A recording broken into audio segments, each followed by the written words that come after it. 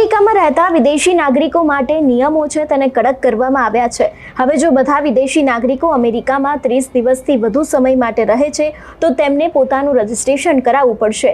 આમાં નાની ભૂલ પણ તમને ભારે દંડ અથવા તો પછી જેલની સજા પણ આપી શકે છે।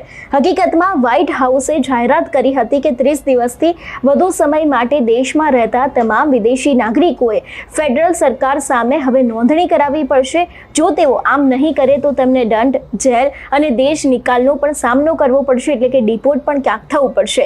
આ જાહેરાતથી અમેરિકાભરના ઇમિગ્રન્ટ્સ છે એ લોકોમાં ક્યાંક ને ક્યાંક ચિંતાનો માહોલ સર્જાયો છે, કારણ કે અમેરિકામાં ઘણા બધા લોકો એવા પણ છે જે લોકો ત્યાં ફરવા જતા હોય છે, 30 દિવસ જેટલું રહેતા હોય છે। એ દરેક લોકોમાં ક્યાંક હવે ફરી એક વખત ચિંતાનો માહોલ પણ સર્જાયો છે। 30 દિવસથી વધુ સમય માટે જો હવે તમારે અમેરિકામાં રહેવું હશે તો તમામ વિદેશી નાગરિકોએ ફેડરલ સરકારની સાથે નોંધણી કરાવવી આવશ્યક છે।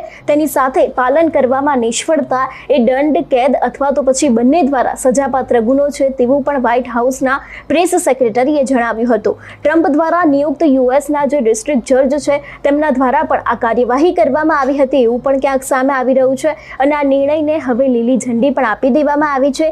તેમાં જે હિમાયતી જૂથો તરફથી કાનૂની પડકારને પણ નકારી કાઢવામાં આવ્યો હતો અને ન્યાયાધીશે ચુકાદો આપ્યો છે કે હવે વાદીઓ પાસે નિયમ લાગુ થવાની સાથે જ રોકવા માટે પૂરતા કાનૂની આધારોનો અભાવ છે। એટલે ખાસ કરીને જેટલા પણ લોકો હવે અમેરિકામાં 30 દિવસ કરતાં વધારે રહેવા માંગે છે એ લોકોને હવે રજિસ્ટ્રેશન કરાવવું ખૂબ જરૂરી છે અને આ જ રજિસ્ટ્રેશન કરાવવામાં નહીં આવે તો કદાચ એ લોકોને ક્યાં તો જેલ થઈ શકે છે, દંડ ભરવો પડી શકે છે અથવા તો પછી તે લોકોને ડિપોર્શનનો પણ સામનો કરવો પડી શકે છે।